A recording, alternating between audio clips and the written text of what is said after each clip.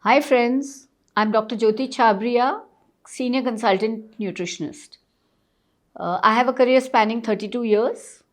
My transition from Mumbai to Hyderabad has been one of learning and a very enriching experience. Today I'm here to talk to you about kids nutrition, or should I put it as child nutrition. I remember when I came in so many years ago, there was no demand of nutrition is being associated with schools or institutes. But today the trend is completely changed because the child spends a very large part of the day in school. Plus, there are a lot of boarding schools which we do associate it in today's times. My journey of being with children is something I'd like to really share with you guys. I remember when I came to Hyderabad about, 28 years ago, and the first school that I was approached by, a boarding school actually, we had a plan. I was going to do the menus for them, and they were expecting of me the typical sambar, rice, and dondakai fry, and bendakai fry, and all of that. And I told the management that I would like to change this kind of a menu, because not only was it kind of monotonous for the children, but I didn't feel it was very educational either. Because what I believe is that till the child does not understand what he's eating, he or her is eating, they might not want to have it.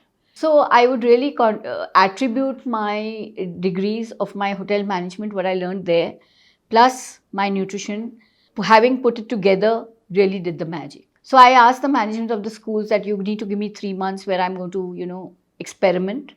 And if after 3 months we still don't get anywhere in terms of them, eating what I'm telling them to eat, then we do it the traditional way. So that was the deal.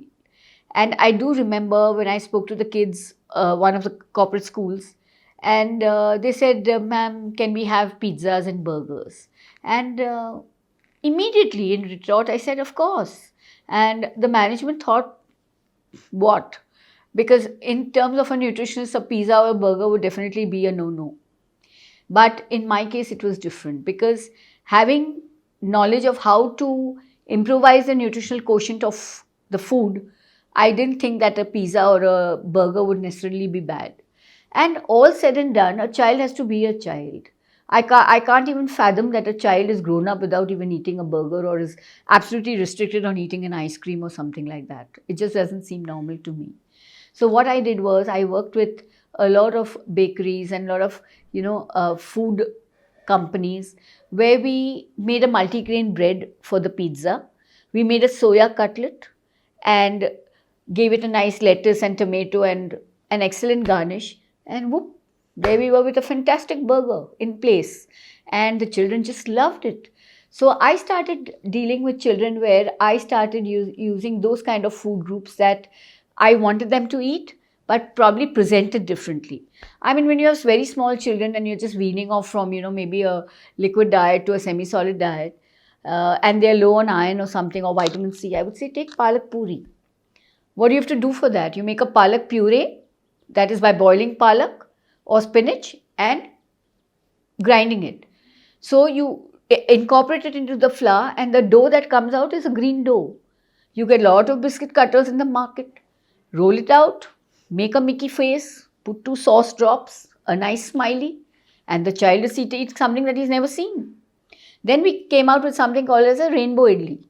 What is a rainbow idli? It's nothing but the regular idli that a child eats, but with a lot of carrots and beans and beetroot and things like that. So and maybe a little ragi flour.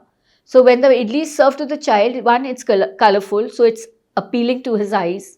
It's appealing to his taste buds because we've increased the nutritional value by putting in all these colorful vegetables.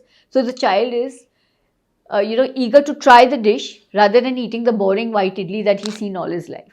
So that's how you need to keep innovating foods where children are concerned. Coming back to certain home things that I have noticed in so many 32 years of my career. Earlier, the parent would spend a lot of time on feeding the children, telling them stories, or the grandparents would tell some stories. But today, no one has time for all this. So all they do is they put in a tab into the child's hands so that he's watching TV, he's watching that and he's eating. He doesn't have any sense of what's being pushed into his mouth. He has no interest in it, but just, he's more interested in the tab. My sincere suggestion to all parents would be, take out that little extra time, talk to them about what they're eating, make them feel involved, and then feed them. Once they get into that groove, that habit, you won't really need to be sitting there all the time. I had this patient who came to me and said, "Ma'am, my child has only milk and he doesn't have any milk. He's 2 years old now and he just refuses to eat. I'm in a big mess." So I said, don't give him the milk. But being a mother, obviously you feel devastated to see the child is howling and crying and, not eating. But the children are far smarter than you and me. So what we did was, though it was really hard, that for actually maybe I would think a day, the child didn't have anything except water. And the mother was getting really hyper. We went on to the next day. So I told her, you just hold, because they do know. They try to figure out whether, you are getting in, like for example, for 1.5 days, the child took nothing. And finally, the child took glucose biscuit with, started eating. So it really took a lot in the parent as well as me to keep ourselves, not tempted enough to just give the child something. So what I'm trying to communicate to you is that the children also understand. So when I started explaining to children about, then we started designing menus for schools, how geographically. For example, in a Gujarati menu, you'll have a dhokla, or you'll have a fafda, or you'll have a undio, or whatever like that. So they understand that undio is a culmination of all kinds of vegetables. It's a very healthy sabji, and they understand geographically what they are eating. So they started asking me things like, "Ma'am, what is the soup for this, winter season?" And it was really nice to see children coming up with things, and parents were really happy because they didn't. We were not serving things like, junk food in their boxes. We were having much healthier options. So it's all basically how you develop the interest in a child to eat, and the presentation is very important. So all in all, I mean, I do understand there are a lot of marketing gimmicks nowadays in all the foods and the attractive little toys in the these are of course advertising gimmicks where the parents are almost forced to buy that chocolate or that particular thing only for the toy.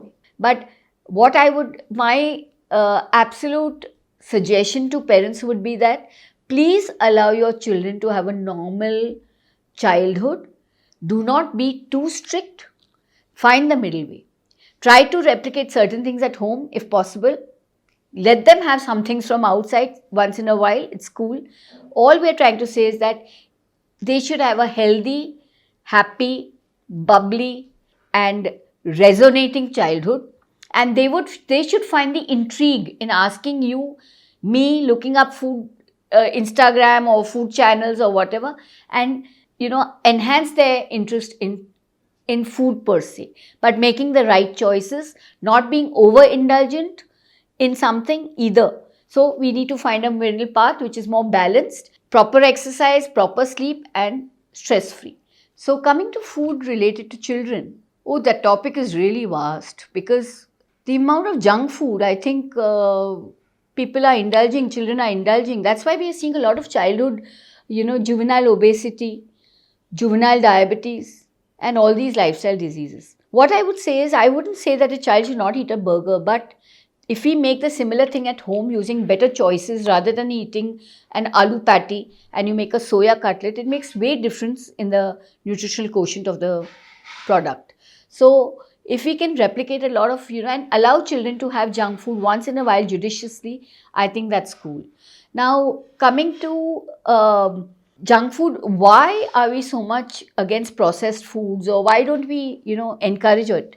Because with a lot of processed foods, a lot of, sodium benzoates and preservatives are used, which are not really good for the body. They could be carcinogenic and could lead to other problems. So especially even all these ready to eat meals and all that have come, I do understand that it is the need of the hour many times, or with both the parents working in corporates and they are all working parents, so there's not too much of time. But what I would suggest is that I would also encourage my own children to try to do their own self cooking, make it a little, using, nowadays on the YouTube you have so many recipes which are healthy recipes. So follow something like that, inculcate an intrigue and an interest in the child to, even self cook and explore and innovate. And that's how we can see our children growing up without nutritional deficiencies, which are so rampant today. And so we need to give our children certain options and liberties to, use their imagination, combine recipes, make a medley of things, and innovate their own recipes, which they would really like, and use their creativity in this regard also. So to sum it up, what I'd like to say is that if we put in that little effort whilst they're young, help them to make the right choices and develop an interest in their, in their minds for food and food science, I'm sure they will grow up to be individuals and adults who really understand food and make their choices with that understanding. So, as I'd like to sum this up by saying, a child, should be allowed to eat some amount of pizzas and burgers and so-called junk food, but most of it should be replicated at home. They should make their own choices and they should be happy eating what they're eating. So thank you and God bless. See you soon.